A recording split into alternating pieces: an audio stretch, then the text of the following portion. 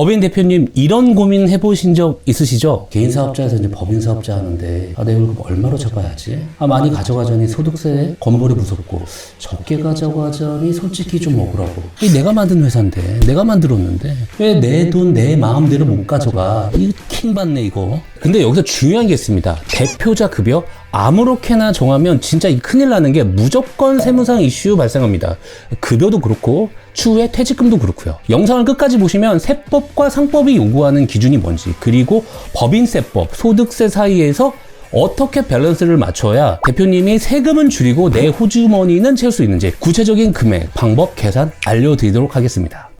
빅텍스TV 법인 대표 왜 급여를 받아야 하나? 요거 말씀드리기 전에 일단 기본 개념 살짝 한번 짚고 가보겠습니다. 이 개인 사업자는요 1년 동안 번 돈에서 소득세 내면 전부 내 돈입니다. 그냥 다 내 돈이에요. 통장에 있는 돈. 정말 쉽고 이지하죠. 남은 건 다 내 거다라고 생각하셔도 정말 틀린 말이 아닙니다. 그런데 법인은 다릅니다. 새롭게 법인격이 부여된 거고, 그렇게 경영 관점에서 보면 법인은 소유와 경영이 분리될 수 있는 거고, 쉽게 말해서 회사 돈, 개인 대표님의 개인 통장 돈 완전히 분리되고 다른 거다. 자, 표를 보고 좀 말씀드리면, 자 보겠습니다. 개인 사업자 소득의 귀속은 당연히 개인이 사업 주체고 개인 소득이죠. 법인 사업자는 법인 귀속으로 주주나 법인 대표자의 소득은 절대 아니다.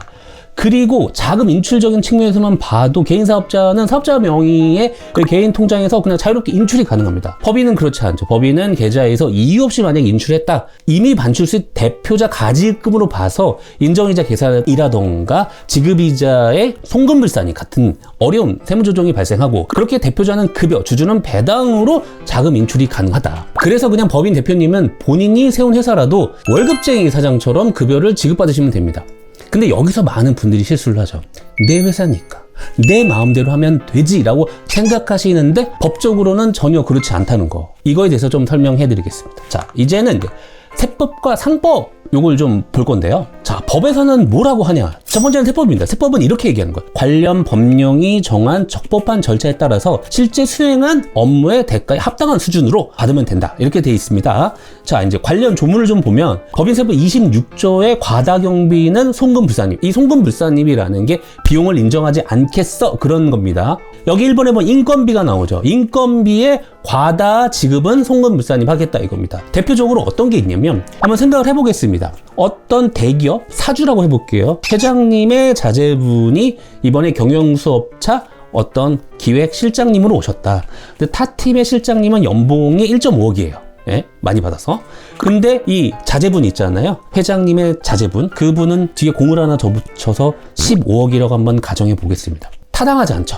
이게 과다거나 부당하다고 인정되는 대표적인 사례입니다. 그래서 이런 건 절대 안 되고, 또 우리가 이제 나중에 퇴직을 할 때 대표이사라던가 어떤 이사 임원들은 퇴직금을 일반 근로자보다는 많이 지급할 수 있고 결정할 수 있는 위치에 있잖아요. 그래서 세법에서는 한도를 두고 있는데 어떻게 해야 되냐면 정관에 그 내용이 있어야 됩니다. 그 기준이 있으면 송금을 산입하겠다는 거고, 그렇지 않다면 1년간 총 급여액의 10분의 1 해서 근속연수를 곱한 게 임원의 퇴직금 한도가 됩니다. 그렇기 때문에 대표자님에 대한 퇴직금을 지급하기 위해서는 꼭 정관에 이런 지급 규정이 있어야 된다는 거죠. 자, 이쯤에서 보면 핵심은 두 가지죠. 올바른 절차와 올바른 정당성.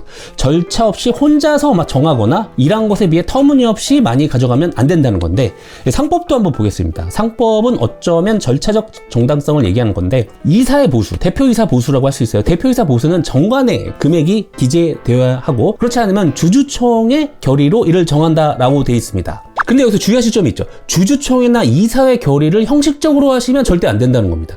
대표 급여는 이사회에서 알아서 정한다, 이렇게 그냥 포괄적으로 위임해서 하시면 절대 안 되고, 임원 보수를 결정할 때에는 주주총회에서 보수한도액을 정하고 이사회에서 구체적인 보수 금액을 결정하도록 위임하면 가능합니다. 요건 가능한 거예요. 근데 보통 우리 대표님도 보면 회사의 대표님이 곧 유일한 주주잖아요. 그러면 주주와 회사 사이에 이해관계가 상충될 소지가 좀 많이 없죠. 주주총회에서 자유롭게 임원 보수를 정하시면 됩니다. 자유롭게 정하시면 돼요. 근데 꼭 문서화를 하셔라.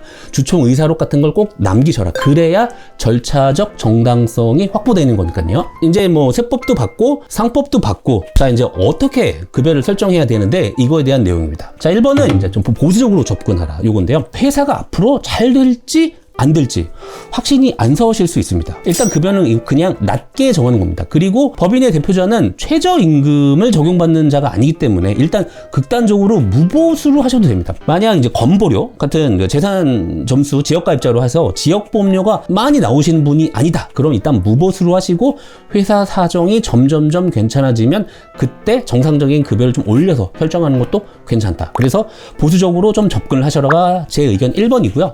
자, 2번. 회사의 재무 상황과 당기순이익을 좀 파악하라입니다. 처음에는 무보수, 보수적으로 접근했다고 가정해 보겠습니다. 그러니까 어느 정도는 대표님이 이 사업할 때 예측이 좀 가능할 거라고 좀 봅니다. 업계 평균적인 수익률을 알 수 있기 때문에. 가령 월 매출 1,000만 원이에요. 근데 비용이 700이라고 가정해 보겠습니다. 그럼 당기순이익은 300이겠죠. 대표님이 가져갈 수 있는 최대 급여치는 아마 300 정도일 텐데 급여 설정 500, 600 했다고 가정하면 바로 적자잖아요. 이건 말이 안 되는 겁니다. 적자면 당연히 손익 계산서상 적자일 뿐만 아니라 그 자금적인 흐름에서도 통장의 잔고, 법인 통장의 잔고가 없을 거예요. 그러면 대표님이 자기 돈을 넣어서 가수금을 채워넣는다던가 아니면 내 급여를 받기 위해서 대출을 받으시는 그런 상황이 오는데 이거는 적절하지 않은 거죠. 그렇기 때문에 현재 순이익 또는 앞으로 예상되는 매출과 비용을 꼭 따져보셔야 됩니다. 그렇게 해서 급여 책정을 하셔야 되는 거고요. 3번은 자 이제 됐습니다. 어느 정도 충분한 이익이 나와요. 그러면 내 급여를 어느 정도까지 설정해야 되냐? 그때 고민하셔야 될 게 여러 가지 고려 요소가 있겠지만 세금적인 측면이겠죠? 법인세와 소득세를 좀 비교해 보는 겁니다. 이게 좀 의미가 있는 게 지금 2026년 다음 달이죠. 다음 달부터 법인세가 1%씩 올랐어요. 2억 이하는 9%였는데 이제 10%가 될 거고 지방세까지 11%가 될 거고 2억에서 200억까지는 이제 20%가 될 거고 200억 300억은 22% 25%인데 그런 분들은 이 영상을 안 보실 것 같고 대부분의 영상을 보시는 분들이 2억 이하 10%, 2억 넘으시는 분들이 20% 적용하시는 분들이기 때문에 이 구간에 해당되시는 분들이 어떻게 급여를 설정해야 되는지 제가 지금 계산을 좀 해봤는데 바로 보여드리도록 하겠습니다. 저는 어차피 계산할 때 말로 하지 않고 엑셀을 가지고 오기 때문에 빠르게 엑셀을 좀 가져와 보겠습니다. 엑셀이 날라갔나? 여기 있네요. 자, 엑셀을 가져왔습니다. 어떤 급여 설정할 때 식대 비과세라던가 부양가족 이런 거 할 때 이제 간이소득세에서 80%, 100% 이런 가끔세를 띄는 게 있는데 그거를 조금 100%로 하고 이런 부양가족은 없고 자녀들 없고 해서 이렇게 좀 해보면 일단은 2억 이하는 이제부터는 10%, 11%잖아요. 지방세까지. 이때 연봉은 제가 계산을 해봤습니다. 3,100 정도 하시면 됩니다. 자, 3,100을 넣어보겠습니다. 자, 그럼 월 급여가 258만 원 정도 될 테고 국민연금, 건강, 장기, 요양 이렇게 세팅이 될 텐데 자, 이렇게 되면은 소득세와 지방세까지도 고려를 해보면 총 부담률은 한 11%일 거다. 이게 어떤 의미냐를 제가 좀 설명해 드리겠습니다. 가령 이번에 나는 무보수를 설정했을 때 매출과 비용을 다 차감해 보니 당기순이익이 1억 9,800이었고 아무런 세무 조정이 없어서 여기다가 그냥 세율을 곱하면 2,178만 원이 나와요. 근데 제가 이 정도 나올 줄 알고 제가 대표라고 생각하고 급여를 3,100 정도 설정했다고 가정해 보겠습니다. 역시 2억 이하이기 때문에 11%를 똑같이 부과받을 텐데 1억 9,800에서 제 연봉을 아마 설정을 했다면 그만큼 당기순이익은 감소되어 있겠죠. 그러면 역시 세무조정이 없다고 하면 11%를 곱하면 산출세액은 이 정도 될 테고 이 차이를 하면 340만 원이 될 텐입니다. 어차피 제가 급여 설정을 안 했으면 340만 원이 추가적으로 유출됐을 텐데 급여를 설정함으로써 340만 원을 절세를 했고 결국은 제가 받아도 한 340만 원 정도의 세 부담률이었을 거예요. 이 연봉이라면. 그래서 2억 이하이신 분들은 3,100에서 연봉을 설정하시면 법인세를 절세하면서 대표자의 급여를 설정할 수 있다. 자, 그러면 2억 초과일 때도 한번 보겠습니다. 2억 초과일 때는 제가 계산을 해봤는데 9,200을 설정하시면 됩니다. 9,200을 설정하시면 국민 건강 장기 요양 이렇게 나오고 가끔세 이렇게 매월 간이세액으로 뛴 금액이 한 2,030만 원 정도 되고 최종세 부담률은 22%인데 이것도 역시 똑같아요. 당기순이익이 2억 9,800이라고 한번 가정해 보겠습니다. 그럼 여기서는 세율이 좀 달라지겠죠? 세율은 이걸 적용하면 안 되고 최종적으로는 22%를 적용하겠으나 22%를 그냥 적용하면 안 되죠. 여기서 22%를 적용하기 전에 2억을 빼야겠죠. 2억을 빼고 22%를 하고 또 2억에 12%였으니까 2,200을 더해줘야겠죠. 그래서 4,300 정도가 나올 겁니다. 근데 우리는 2억을 넘는 지금 구간에 있기 때문에 제가 9,200을 설정했다고 하고 여기서 빼보겠습니다. 그러면 어차피 나는 2,024만 원을 냈어야 돼요. 법인세로.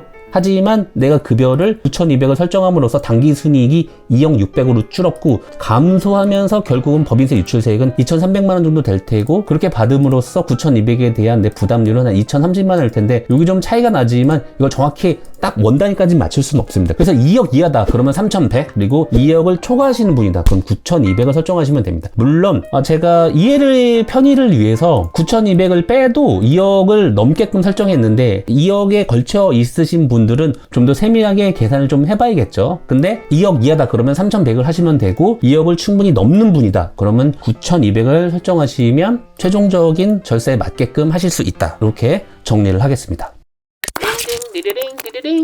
오늘 영상 마무리 한번 해보겠습니다. 첫째, 법인 대표는 마음대로 급여를 설정하면 안 된다. 세법, 상법 모두 절차와 정당성을 요구하기 때문에 잘 살피셔야 된다. 둘째, 회사 순이익을 먼저 좀 예측해보고 법인세와 소득세 세율을 비교해서 유리한 쪽으로 좀 설계를 해본다. 셋째, 확신이 서지 않는다. 그러면 무조건 무보수 혹은 낮게 잡아서 시작을 하셔라. 이렇게 마무리하도록 하겠습니다. 자, 어떠셨나요? 다음 영상에서는 오늘처럼 법인 대표 급여 설정 외에 다양한 절세 계속 방출해 보도록 하겠습니다. 세금은 아는 만큼 뭐다?